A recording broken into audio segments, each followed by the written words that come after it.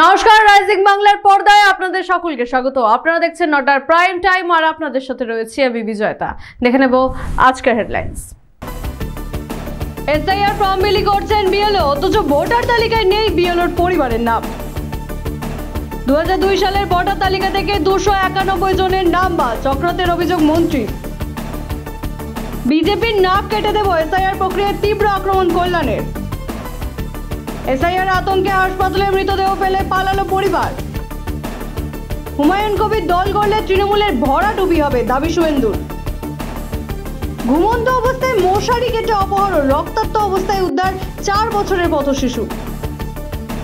অনলাইনে চাকরির ফাঁদ, 2,40,000 টাকার চাকরি প্রতারণায় গ্রেফতার 2। লাখ লাখ টাকা হাতিয়ে উধাও সংস্থা অগ্নিমিত্রা পালের নেতৃত্বে থানায় অভিযোগ। হুগলি চুচুড়ায় এসআইআর প্রক্রিয়া ঘিরে নতুন বিতর্ক। 196 নম্বর বুথের বিএলও অমিত বিশ্বাস নিজেই এসআইআর ফর্ম বিলি করছেন, অথচ তার পরিবারের নামই নেই 2002 সালের ভোটার তালিকায়। ঘটনায় বিরোধীরা প্রশ্ন তুলছেন, তাহলে কিভাবে চলছে এসআইআর প্রক্রিয়া? হুগলি চুচুড়ায় এসআইআর প্রক্রিয়া ঘিরে নতুন বিতর্ক। 196 নম্বর বুথের বিএলও অমিতা বিশ্বাস নিজেই বাড়ি বাড়ি ঘুরে এসআইআর ফর্ম বিলি করছেন, অথচ তার পরিবারের সদস্যেরই নাম নেই 2002 সালের ভোটার তালিকায়, যে তালিকার ভিত্তিতেই চলছে বর্তমান এসআইআর প্রক্রিয়া। অমিতা জানান, তার 86 বছরের শ্বশুর সমরেন্দ্র বিশ্বাস পরিবারের অন্য সদস্যরাও বহু বছর ধরে কেওটায় বসবাস করলেও নাম নেই পুরনো তালিকায়। স্বামী শুভেন্দু বিশ্বাসের কথায় তারা 2002 সালের আগে ও পরে ভোট দিয়েছে, কিন্তু তালিকায় নাম নেই। তিনি বলেন, সমস্যা হচ্ছে যাদের কাগজ আছে তাদের ঠিক আছে, কিন্তু যাদের কাগজ নেই তাদের সমস্যায় পড়তে হবে। স্থানীয়দের অভিযোগ, গড়বাগান এলাকায় বহু বাসিন্দার ক্ষেত্রেও এই একই সমস্যা দেখা দিয়েছে। 2002 লিস্টে নামটা নেই, কিন্তু এরা এখানকারই বাসিন্দা, এরা 50-60 বছর ধরে এখানে আছে। 2002 লিস্টে এদের নাম নেই। আবার 2004 লিস্টে হয়তো এদের সবাইকারই নামগুলো পাওয়া যাচ্ছে। এবার ফর্ম ফিল আপ করতে গিয়ে তখন একটু অসুবিধা করছে। এবার 2025-এর লিঙ্কে যে ওরা পাচ্ছে না, বাবা মার যে লিঙ্কটা করবে 2002-এর, সেটাও এরা পাচ্ছে না। সমস্যা হচ্ছে এইটা। মানে এনারা ভোট দিয়েছিলেন বলছেন? হ্যাঁ, 2004 লিস্টেও এদের নাম আছে। মানে 2004-এ নাম আছে, কিন্তু এই যে তারা ফর্মটা কিভাবে ফিল আপ করবে? মানে ধরুন তারা ভোট দিয়েছিল, বর্তমানে দেখুন আমাদের যেরকম নির্দেশিকা দেওয়া আছে, 2002 লিস্টে যার নাম থাকবে সে ফিল আপ করবে, এবং যার 2002 লিস্টে বাবা মা অথবা ঠাকুমা ঠাকুরদা এদের ডিটেলসটা আছে তারা ফিল আপ করবে। বাকিরাও ফিল আপ করবে, কিন্তু শুধুমাত্র ওপরের পার্টটা, নিচেরটা ফিল আপ করবে না। যখন হিয়ারিং হবে তখন ওদের ডাকা হবে। 3 নম্বর ওয়ার্ডের বাসিন্দা আমরা। 2000 আগেও আমরা ভোট দিয়েছি, 2000 পরেও ভোট দিয়েছি, বাট আমাদের 2002 সালে আমাদের কোনো লিস্টে নাম নেই। সেক্ষেত্রে আমাদের অসুবিধা হচ্ছে, যাদের ডকুমেন্ট আছে তাদের ঠিক আছে, কিছু কিছু ক্ষেত্রে ডকুমেন্ট নাও থাকতে পারে, মিসপ্লেস হতে পারে, সেক্ষেত্রে তাদের ক্ষেত্রে কিছু প্রবলেম হতেও পারে। তো আমার একটা বক্তব্য যে ভোটার কার্ড 1995 আছে, 2000 আছে, 2005 আছে। আমার কাছে একটাই রিকোয়েস্ট, যে ভোটার কার্ডের পিছনে একটা ডেট থাকে, যেটা ভোটার কার্ডটা যখন তৈরি হয়েছিল বা ছাপানো হয়েছিল, সেই ডেট দেখে যদি করা হয় তাহলে সবারই উপকার হয়। কারণ 2002 সালকে যখন বেস করা হচ্ছে, 2095 কেন হবে না, 2090 কেন হবে না? প্রতিটি ভোটার কার্ডের পেছনে একটা করে স্ট্যাম্প থাকবে, একটা করে ডেট উল্লেখ করা থাকবে। সেটাকে যদি যদি ওরা প্রায়োরিটি দেয়, সেক্ষেত্রে সবারই সুবিধা হয়। আমার নির্বাচন কমিশনের কাছে একটাই রিকোয়েস্ট, এটা যেন তারা একটু দেখেন।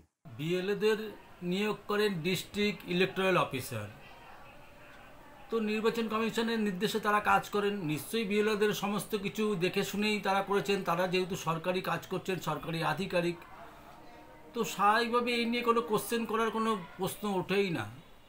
আর ভোটার লিস্টে কখনো নাম আছে, কখনো নাম নেই, কখন আছে, এগুলো সম্পূর্ণ টেকনিক্যালি ব্যাপার। এগুলো নির্বাচন কমিশনই ভালো করে বলতে পারবেন।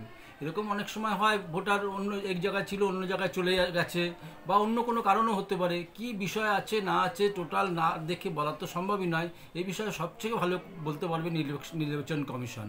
তবে এইসব ব্যাপার নিয়ে তৃণমূল কংগ্রেসের অত মাথা ব্যথা করার, হইচই করার কোনো দরকার নেই। কারণ বিএলওরা ভালো কাজ করছেন। পশ্চিমবঙ্গে বিএলওরা এত হুমকি, তৃণমূলের হুমকি, ভয়, সব কিছু সত্ত্বেও বিএলওরা ভালো কাজ করছেন এবং ভালোভাবেই তারা কাজ করবেন, এটাই আমার আশা। দুর্গাপুর পূর্ব বিধানসভায় এসআইআর প্রক্রিয়া ঘিরে চাঞ্চল্য। 2002 সালের ভোটার তালিকা থেকে 291 জনের নাম বাদ পড়ার অভিযোগ, আতঙ্ক স্থানীয়দের মধ্যে। পরিস্থিতি খতিয়ে দেখতে ঘটনাস্থলে মন্ত্রী প্রদীপ মজুমদার। তিনি অভিযোগ তোলেন, ঘোর চক্রান্ত করে নাম বাদ দেওয়া হয়েছে। এসআইআর প্রক্রিয়া ঘিরে নতুন করে চাঞ্চল্য দুর্গাপুর পূর্ব বিধানসভায়। অভিযোগ, ওই এলাকায় 291 জন ভোটারের নাম নেই 2002 সালের তালিকায়। শুধু ভারতীয় এলাকাতেই 212 নম্বর বুথের 41 জন ভোটারের নাম বাদ পড়েছে বলে জানা গেছে। আতঙ্কে অভিযোগ জানিয়েছে স্থানীয়রা মহকুমা ও জেলা শাসকের কাছে। রবিবার সকালে ঘটনাস্থলে পৌঁছে পরিস্থিতি পর্যালোচনা করেন রাজ্যের পঞ্চায়েত ও সমবায় মন্ত্রী প্রদীপ মজুমদার। তিনি অভিযোগ করেন, ঘোর চক্রান্ত করে নাম বাদ দেওয়া হয়েছে এবং তিনি নির্বাচন কমিশনের পোর্টালে নাম না থাকা ভোটারদের সাথেও কথা বলেন। ঘটনাকে কেন্দ্র করে উত্তেজনা ছড়িয়েছে গোটা এলাকায়। তখনকার যেটা লিস্ট আছে 2002 যেটা, ওই লিস্টে আমাদের নাম, ওখানে হার্ড কপি যেটা রয়েছে আমাদের কাছে সেটাতে নাম আছে, কিন্তু গভর্নমেন্টের যেটা পোর্টালে যেটা অনলাইনে প্রকাশ করেছে সেখানে বলছে নেই আমাদের নাম। আপনারা তাহলে তো ফর্ম ফিল আপও করতে পারছেন? ফর্ম ফিল আপ করতে পারছেন, এখন ফর্ম দিয়ে যায়নি, এখন ফর্ম ফিল আপ অসুবিধা হবে, এই জন্যই। তো কতটা আতঙ্কে রয়েছে? হ্যাঁ, কতটা আতঙ্কে রয়েছে? আতঙ্ক মানে যে ঠিক হবে না হবে, যে নাম তো ইয়ে করবো ওটাই আর কি। কতজনের হয়েছে এরকম? এরকম আমাদের 41 জনের হয়েছে না স্যার, 41 জনের হয়েছে। আমাদের সমস্যা হচ্ছে 2002-এর যে ভোটার লিস্ট নির্বাচন কমিশন প্রকাশ করেছে, সেই লিস্টে আমাদের সংযোজনের যে লিস্টে আমাদের নাম রয়েছে 41 জনের নাম আছে, সেই লিস্টটি প্রকাশ করা হয়নি। সেই জন্য সাধারণ মানুষ মানে আমরাও সমস্যায় পড়েছি যে কিভাবে কি করব, অনেক লোক আতঙ্কিত হয়ে পড়ছে। সেই জন্য নির্বাচন কমিশনের কাছে আমাদের তাদের অনুরোধ করছি যে দ্রুত যেন এই লিস্টটি মানে সংযোজনের যে লিস্টে 41 জনের যেটি নাম বাদ পড়েছে সেই লিস্টটি যেন দ্রুত প্রকাশ করা হয়, তাহলে আমরা ফর্ম ফিল আপ করতে পারবো, আমাদের সমস্যা মিটে যাবে। অত্যন্ত দুঃখজনক। তৃণমূল কংগ্রেস তার যে সহায়তা কেন্দ্র করেছে এবং আমাদের যে বিএলএ টুরা আছে তাদের কাছে বলতে পারেন, সহায়তা কেন্দ্রে হলেও তারা বলে দেবেন, যারা 2002-এ ভোট দিয়েছেন বা যাদের হার্ড কপিতে নাম আছে, চক্রান্ত করে তাদের নাম শুধু বাদ দেওয়ার চেষ্টা হচ্ছে তাই নয়, তাদের হ্যারাস করা, তাদের দুশ্চিন্তা বাড়ানো, এবং ওই যে শোনেন যে ম্যাপিং করেছে আসল যে সংখ্যা আর এখন 25-এ যে সংখ্যা 2002-এর সংখ্যার থেকে সেটা ম্যাপিংয়ে বাদ হয়ে যাচ্ছে, এত সংখ্যায় ম্যাপিংয়ে গরমিল হচ্ছে, মানে ডিফারেন্স হচ্ছে, এইটাকে বলার সুযোগ করার জন্যে অন্যায়ভাবে রাতের অন্ধকারে অনেক নাম তালিকার থেকে পোর্টালে তোলেনি, বাদ দিয়েছে। এটা ইচ্ছাকৃত চক্রান্ত। ওই যে ওনাদের লক্ষ্য হচ্ছে 1 কোটি বাদ দেওয়া, সেই চক্রান্তের একটা অংশ হচ্ছে যে 2002-এর যাদের আসলে ভোটার লিস্টে নির্বাচকদের তালিকায় নাম আছে তাদের নামের তালিকা থেকে বাদ দিয়ে দাও। বেশিরভাগ লোকেরই 2002-এর হার্ড কপি ভোটার লিস্টের পাওয়া সম্ভব নয়, তারা পোর্টালের ওপর নির্ভর করবেন এবং পোর্টালে দেখা যাবে ওদের নেই, তখন ওরা মাথা খুঁড়বে ওদের নির্ধারিত ওই 11টা নথি জোগাড় করতে। সেই হ্যারাসমেন্টে যারা সহ্য করবে না তারা না হয় মৃত্যুবরণ করবে, আর না হলে তাদের নাম ভোটার লিস্ট থেকে বাদ দিয়ে দেবে। এসআইআর প্রক্রিয়া নিয়ে তৃণমূল সাংসদ কল্যাণ বন্দ্যোপাধ্যায়ের তীব্র আক্রমণ। তিনি অভিযোগ করেছেন 2002 সালের তালিকায় নাম থাকলেও ফের ফর্ম ফিল আপ করতে হচ্ছে। কল্যাণের হুঁশিয়ারি, বিজেপির নাক কেটে দেব কিন্তু কোনো ন্যায্য ভোটারের নাম কাটতে দেব না। তিনি ঠিক আর কি বললেন শুনে নেব। তৃণমূল সাংসদ কল্যাণ বন্দ্যোপাধ্যায় এসআইআর পদ্ধতিকে কড়া সমালোচনা করেছেন। তিনি বলেন 2002 সালের ভোটার তালিকায় নাম থাকা সত্ত্বেও আমাকে আবার এনুমারেশন ফর্ম ফিল আপ করতে হচ্ছে। ফর্ম না করলে তালিকায় নাম উঠবে না, মানে নতুন করে ভোটার হতে হবে। শ্রীরামপুরের সাংসদের প্রশ্ন, এতে কি সবাইকে আবারই ভোটারের মর্যাদা প্রমাণ করতে হবে? তিনি নির্বাচন কমিশনকে অদ্ভুত বলে আক্রমণ করেন। তিনি আরো বলেন এসআইআর বিজেপির ব্যাকফায়ার হবে। কল্যাণ বন্দ্যোপাধ্যায় হুঁশিয়ারি দিয়ে বলেন বিজেপির নাক কেটে দেব কিন্তু কোনো ন্যায্য ভোটারের নাম কাটতে দেব না। তিনি এই প্রসঙ্গে সংশ্লিষ্ট কর্তৃপক্ষের কাছে স্পষ্ট ব্যাখ্যার দাবি জানান এবং বলেন নাগরিকদের ভোটাধিকার রক্ষায় উচিত ব্যবস্থা নেওয়া হোক। 2002 ভোটার লিস্টে নাম ছিল, কিন্তু আমি যতক্ষণ না এনুমারেশন ফর্ম ফিল আপ করবো ততক্ষণ পর্যন্ত ভোটার লিস্টে নাম আসবে না। তার মানে কি আমাকে আবার নতুন করে ভোটার হতে হচ্ছে?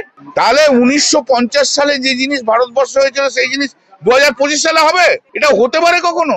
এটা অবাস্তব কথাবার্তা। অদ্ভুত একটা ইলেকশন কমিশন ভাই, মাথায় কি দিয়ে কি তেল মাখে ভগবান জানে। আলিপুরদুয়ারে এসআইআর আতঙ্কের মধ্যে চাঞ্চল্যকর ঘটনা। হৃদরোগে মৃত এক মহিলার দেহ ফেলে পালালো পরিবার। হাসপাতাল কর্তৃপক্ষের দাবি মৃত্যু শংসাপত্রের জন্য পরিচয়পত্র চাওয়া হয়েছিল, কিন্তু পরিচয়পত্র না থাকাতেই আতঙ্কে দেহ ফেলে পালায় পরিবার। জানা গিয়েছে পরিবারটি কয়েক বছর আগে বাংলাদেশ থেকে অবৈধভাবে ভারতে প্রবেশ করেছিল। আলিপুরদুয়ারে এসআইআর আতঙ্কের মধ্যেই ঘটল চাঞ্চল্যকর ঘটনা। হৃদরোগে আক্রান্ত হয়ে ভর্তি হওয়া সঞ্জিদা বিবির মৃত্যু হয় 6 নভেম্বর সন্ধ্যায় জেলা হাসপাতালে। মৃত্যু শংসাপত্রের জন্য আধার বা ভোটার কার্ড আনতে বলা হলে পরিবারের এক সদস্য জানান তারা বাড়ি গিয়ে কাগজ আনছেন। পরদিন সকালে ফের হাসপাতালের তরফে ফোন করা হয় ওই নম্বরে। তখন জাভেদ আলী জানান তারা মৃতদেহ নিতে পারবে না। এরপর থেকেই পরিবারের ফোন বন্ধ এবং তারা হাসপাতালে ফেরেনি। সূত্রের দাবি ওই পরিবার কয়েক বছর আগে বাংলাদেশ থেকে অবৈধভাবে ভারতে প্রবেশ করেছিল এবং পরিচয়পত্র না থাকায় আতঙ্কে মৃতদেহ ফেলে পালিয়ে যায়। হাসপাতালে কর্তৃপক্ষ জানিয়েছে পরিচয়পত্র না থাকায় মৃত্যু শংসাপত্র দেওয়া যায়নি। নিয়ম মেনে দেহের সৎকার করা হবে। অ্যাকচুয়ালি একটি পেশেন্ট আর কি, এক ভদ্রমহিলা এসেছিলেন, সিসিউতে ভর্তি ছিলেন। তাকে বাড়ির লোকই এসে ভর্তি করে দিয়ে যায়।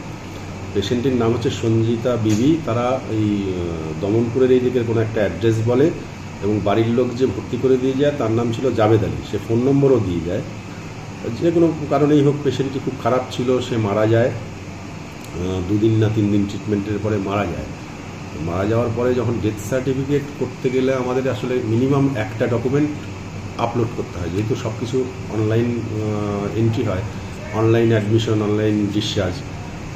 যার ফলে বলে যে আপনারা ওই যে কোনো একটা কাগজ দিন, ভোটের ফটো হোক, আধার কার্ড হোক, যে কোনো একটা কিছু দিন। তখন ওরা বলে যে হ্যাঁ ঠিক আছে আমরা আনতে যাচ্ছি। আনতে যাওয়ার পরে তারপর অনেক সময় পেরিয়ে গেলেও যখন ডেড বডিটা নিতে আসেনি তখন পেশেন্ট পার্টিকে ফোন করা হয়। ফোন করা হলে প্রথমে রাত্রিবেলায় ফোন করে তখন সুইচ অফ পাওয়া যায়। তখন যেহেতু বডিটা তো ওয়ার্ডে রাখা মুশকিল, সিসিতে রাখা যাচ্ছিল না বলে আমি তখন বডিটাকে মর্গে ঢুকিয়ে দিতে বলি।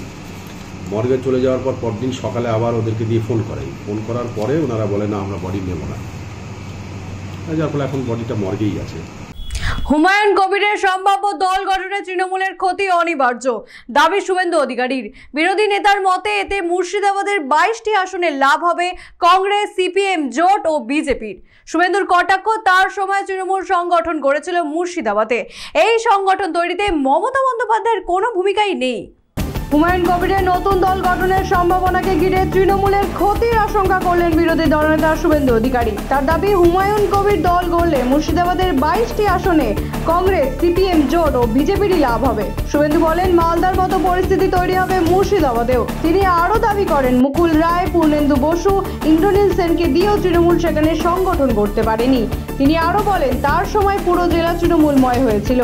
শুভেন্দুর কথায় মুর্শিদাবাদের সংগঠন তৈরিতে মমতা বন্দ্যোপাধ্যায়ের কোনো ভূমিকাই নেই। হুমায়ুন কবিররা চলে গেলে ওখানে 22টা আসনেই কংগ্রেস, সিপিএম জোট আর বিজেপি জিতবে। মালদাতে যে অবস্থা হয়েছে, তৃণমূল শেষ হয়ে গেছে। 6টাতে জোটের লিড, 6টাতে বিজেপির লিড। আগামী দিনে মুর্শিদাবাদেও তাই হবে। হুগলি তারকেশ্বরে ঘুমন্ত অবস্থায় মশারি কেটে 4 বছরের এক পথ শিশু কন্যাকে অপহরণ করে নির্যাতনের ঘটনায় চাঞ্চল্য। শনিবার দুপুরে রেলের হাই ড্রেনের পাশ থেকে রক্তাক্ত আশঙ্কাজনক অবস্থায় উদ্ধার করা হয় তাকে। ভর্তি করা হয়েছে তারকেশ্বর গ্রামীণ হাসপাতালে। ঘটনা এলাকায় চাঞ্চল্য ছড়িয়েছে। তদন্তে নেমেছে পুলিশ। হুগলি তারকেশ্বরে 4 বছরের এক পথ শিশু কন্যাকে পরিবারের কাছ থেকে অপহরণ করে নির্যাতনের অভিযোগে চাঞ্চল্য ছড়িয়েছে। শুক্রবার গভীর রাতে স্টেশন সংলগ্ন এলাকায় ঘুমিয়ে থাকা পরিবারের মশারি কেটে শিশুটিকে তুলে নিয়ে যায় দুষ্কৃতীরা। শনিবার দুপুরে রেলের হাইড্রেনের পাশ থেকে রক্তাক্ত আশঙ্কাজনক অবস্থায় তাকে উদ্ধার করে তারকেশ্বর গ্রামীণ হাসপাতালে ভর্তি করা হয়েছে। ঘটনায় এলাকায় উত্তেজনা ছড়িয়েছে। তদন্তে নেমেছে পুলিশ। ঘটনাস্থলে পৌঁছেছে বিজেপির প্রতিনিধি দলও। মশারি কেটে বের করে নিয়ে গেছে, আপনি বুঝতে পারেন? বাচ্চাটাকে নিয়ে ঘুমিয়েছিল আমি 4টার সময়। কখন? 4টার সময়, ভোর 4টে।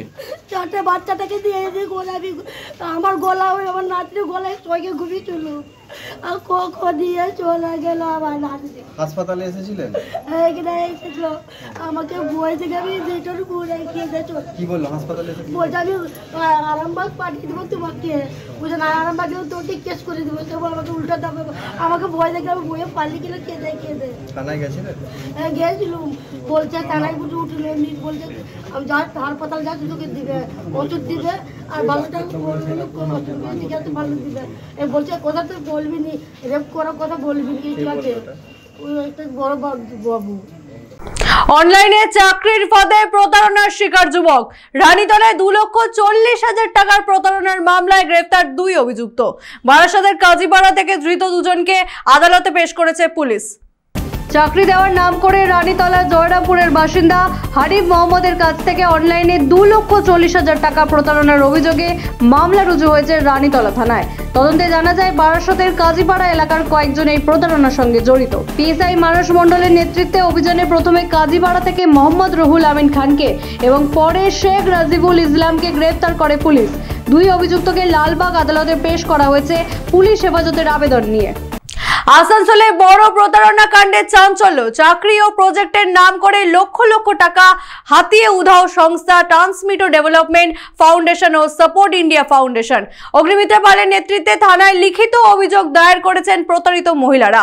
বিজেপি বিধায়িকা হুঁশিয়ারি, 7 দিনের মধ্যে গ্রেফতার না হলে রাস্তায় নামবে দল। আসানসোলে এক বড় প্রতারণা কাণ্ড।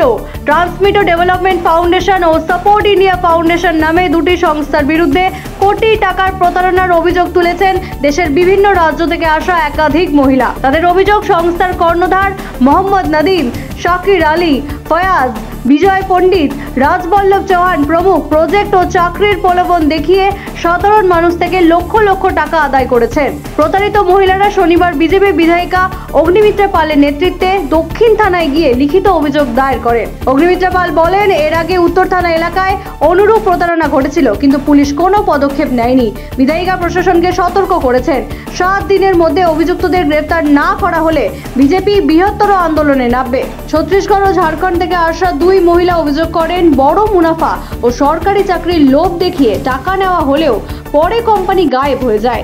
বর্তমানে সংস্থার অফিসে তালা ঝুলছে। ঘটনায় চাঞ্চল্য ছড়িয়েছে আসানসোলে। প্রশাসন এখন কি পদক্ষেপ নেয় সেদিকেই তাকিয়ে প্রতারিতরা। नमस्कार दोस्तों, जैसा कि आपने अभी एक नोटिस देखा जिसमें आपको एनएसटी बनाने की प्रक्रिया के ऊपर अपडेट दिया गया कि अब आप 500 पिन हमारा जो दानवीर वाला है वो लेकर के 5,050 के चेक के साथ, डिस्काउंट चेक के साथ आप एनएसटी बना सकते हैं। लेकिन मैं आपको बता दूं कि जिनको कंफर्टेबल हो वो उसी हिसाब से करें। अगर लगता है कि आपको पेयर में एनएसटी बनाना सुविधा है तो आप पेयर में एनएसटी बनाएं। अगर आपको लगता है कि भैया मुझे 500 का दानवीर वाला पिन ले करके एनएसटी बनाने में सुविधा है तो आप 500 का दानवीर वाला पिन ले करके एनएसटी बनाएं। आपको जहां कंफर्टेबल हो वैसा करें। 15 अगस्त तक कोर क्लियर करें। जितने भी प्रस्तावित कोर हैं उनको कोर बनना ही है और हर कोर अपने प्रस्तावित कोर को क्लियर करके अपने को ब्रांड एम्बेसडर को भी बता दें कि हम लोग को ब्रांड एम्बेसडर बन पाएंगे नहीं। धनबाद क्षेत्र में तो प्रॉपर में सभी को मिला है, इधर के मैं नहीं बता सकती।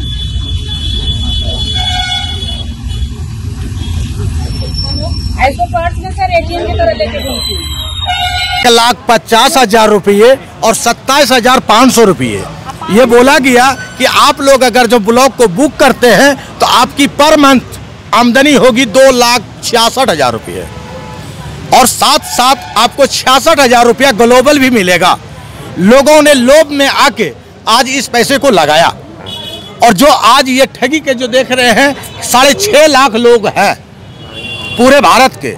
7,214 ब्लॉक में से कुछ ही ब्लॉक कम है, बाकी जो है 2,000 चेक इन लोगों ने काटा है, सारे बाउंस हुआ है। काटेज में जो कि कौशल प्रशिक्षण दिया जाता था 875 से शुरुआती किया और 350 रुपया डोनेशन देते हैं, उसके एवज में आपको 50,000 रुपया सहायता राशि मिलेगा। लेकिन उसमें एक कंडीशन ये था कि हर चौथे महीने 3,000 रुपये का सहयोग राशि देंगे। ये हमारे बुक में और वीडियो में दिया हुआ है, यूट्यूब पर भी। हमने सर 9.5 लाख रुपया से ज़्यादा किया है। ये 2024 से नहीं, हम अपने टीम से किए हैं। सब मिला जुला के मान के चलिए 100 से। आपका पोजीशन क्या था? हम ब्लॉक प्रभारी हैं। सभी लोग 5000 से आए भाव है, 5500 के लमसम। आप लोग कहाँ से आए? हम भागलपुर बिहार से। मेरा नाम धर्मेंद्र कुमार ताती, भागलपुर बिहार से। और किसके नाम पे आप लोग शिकायत किए? नदीम के, विजय पंडित, अयाज अहमद, शाकिर अली, रोहित राणा, इसमें अनिल नोनिया भी है, ठीक है, विजय पंडित और राजबलम सर कोर है, जो कि वो हमारे साथ है, ताकि वो भी ठगी पीड़ित में हैं, लेकिन उनकी माता को हार्ट अटैक आने के कारण से वो चले गए। आज कितने पीड़ित लोग आप लोग जमा हुए हैं? अभी हम लोग तो सर 150-200 के लमसम है, और कल बहुत ज़्यादा होंगे। আজকে আসানসোল সাউথ থানা এসেছি, প্রচুর মানুষ আমার বাড়িতে আজ সকালে গেছিলেন। এই মানুষ এসেছেন আসানসোল দক্ষিণের থাকেন বাসিন্দা, আসানসোল উত্তরের বাসিন্দা, ঝাড়খণ্ডের বাসিন্দা, বিহারের বাসিন্দা, এবং বহু মানুষ আছেন যারা ছত্তিশগড়ের বাসিন্দা আছেন, সারা ভারতবর্ষে ছড়িয়ে ছিটিয়ে আছেন। তারা চিট ফান্ডে তারা টাকা দিয়েছিলেন।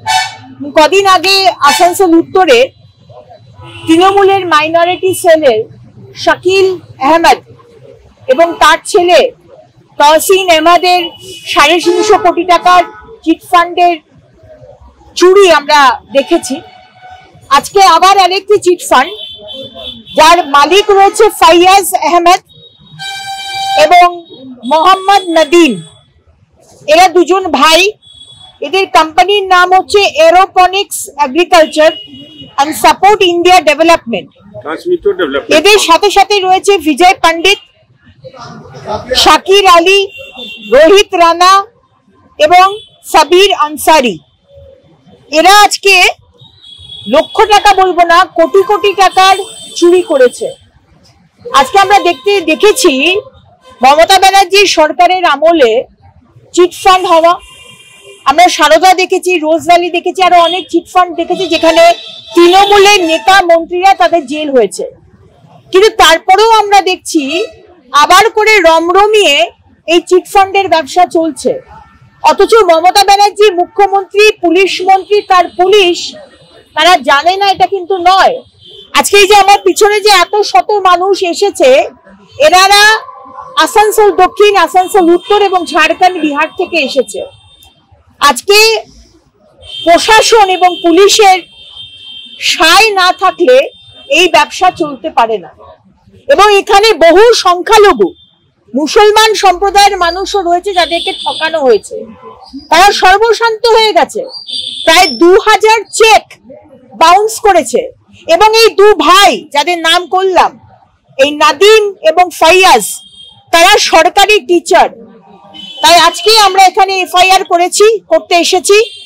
আসানসোল নর্থ পুলিশ স্টেশনে এফআইআর হয়েছে, কেউ অ্যারেস্ট হয়নি।